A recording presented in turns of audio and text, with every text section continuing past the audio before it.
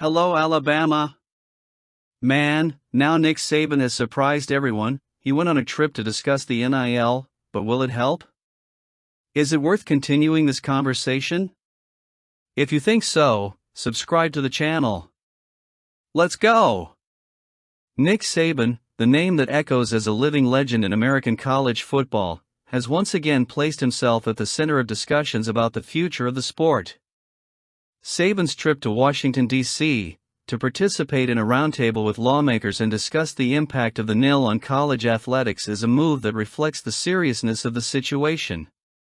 We're not just talking about rules or regulations here, but about a profound cultural shift that is transforming the way young athletes view college football and their opportunities within it.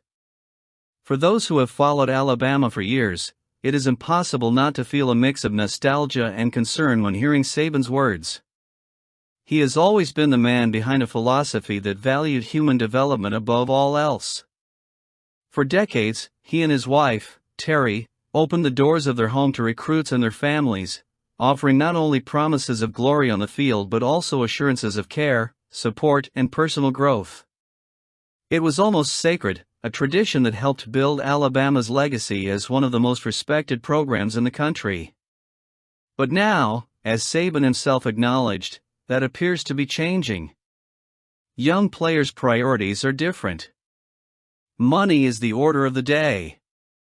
The current NIL landscape has brought a new dynamic to recruiting.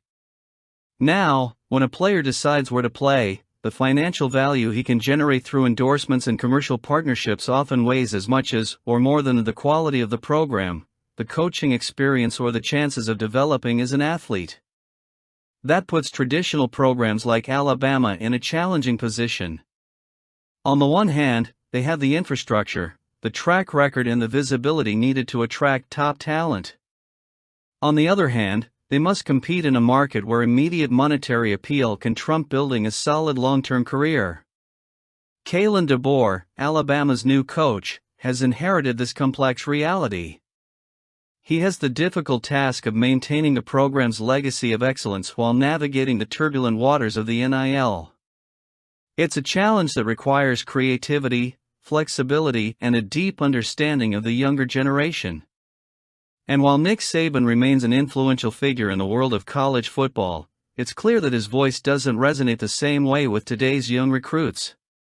For many of them, Saban is seen as someone who represents the old way of doing things, a system that, while it worked brilliantly in the past, may not be aligned with the demands of the present.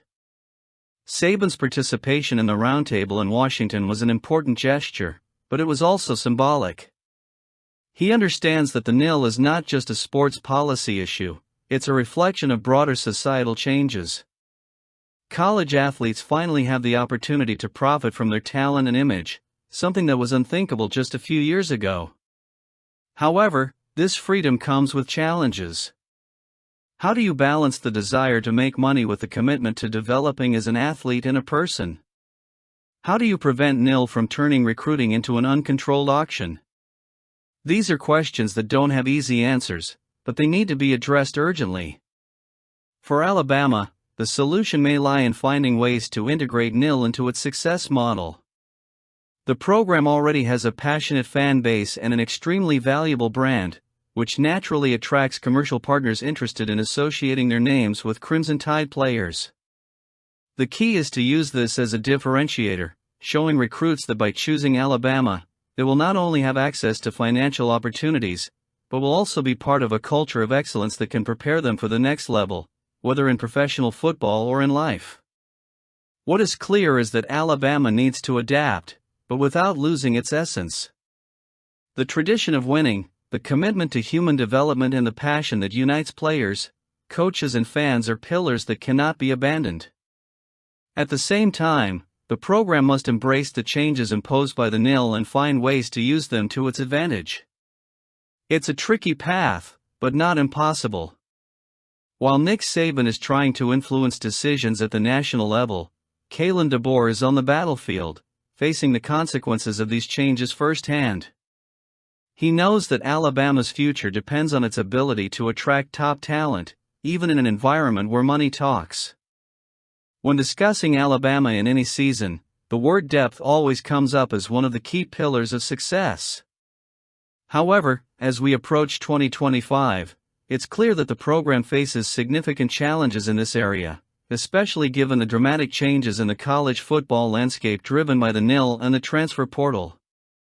Both of these elements have transformed the way teams build their rosters, and even with a well-oiled machine like Alabama, there's no escaping this reality. Spring training has recently begun, and the impact of off-season departures, whether through the transfer portal or through the NFL draft, is already being felt.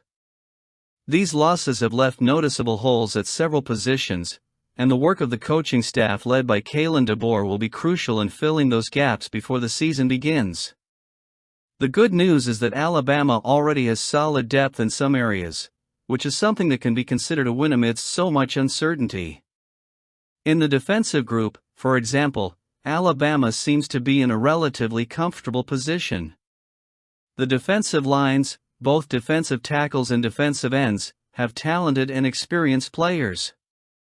This depth on the defensive front is essential, especially in a scheme that relies on constant pressure on opposing quarterbacks. In addition, the cornerbacks have also shown strength in numbers and technical quality, which is essential in a conference like the SEC, where aerial attacks are often lethal. Another position where Alabama seems well served is in the offensive backfield. Running backs are a vital part of the Crimson Tide's style of play, and the depth in this group provides tactical flexibility and resilience throughout the game. With promising youngsters and reliable veterans, this position should continue to be a driving force for the team. However, not everything is cause for optimism. There are critical areas where the lack of depth is a concern, and this needs to be addressed urgently. Quarterback, perhaps the most important position of all, is a question mark. While Alabama has historically produced big men under center, the transition to 2025 requires special attention. Whether it's developing talent from within or seeking reinforcements via the transfer portal, the team needs to ensure that there are at least two reliable options on the roster, something that remains unclear at this point. Another group that deserves attention is the wide receiver position. With a few key players gone, the outside receiver position looks vulnerable, especially against defenses that prioritize tight coverage. The same concern extends to the tight ends, a position that has become increasingly valued in the modern offense. Without a consistent threat at those positions, Alabama's offense could struggle to maintain its signature versatility. The offensive line is also under scrutiny. While Alabama has traditionally dominated that area, recent losses have raised questions about the team's ability to protect the quarterback and open up holes for the run game. Rebuilding that unit will be a top priority in the coming months. On the defensive side, the linebackers and safeties also need reinforcements. These positions are crucial to coordinating the defense and providing effective coverage against both the run and the pass. Without enough depth, Alabama could struggle against teams with balanced and dynamic offenses. Finally, the special teams, often overlooked until something goes wrong, also lack reliable pieces. In a sport where details can decide games, having a shaky specialist unit can cost them dearly in crunch time. Looking ahead to 2025, Alabama will certainly have experience and talent returning at several positions. However, the overall depth of the roster is still a work in progress. To compete with the most powerful programs in the SEC and the country, the team will need to work diligently on recruiting and integrating new players, whether through the transfer portal or recruiting classes.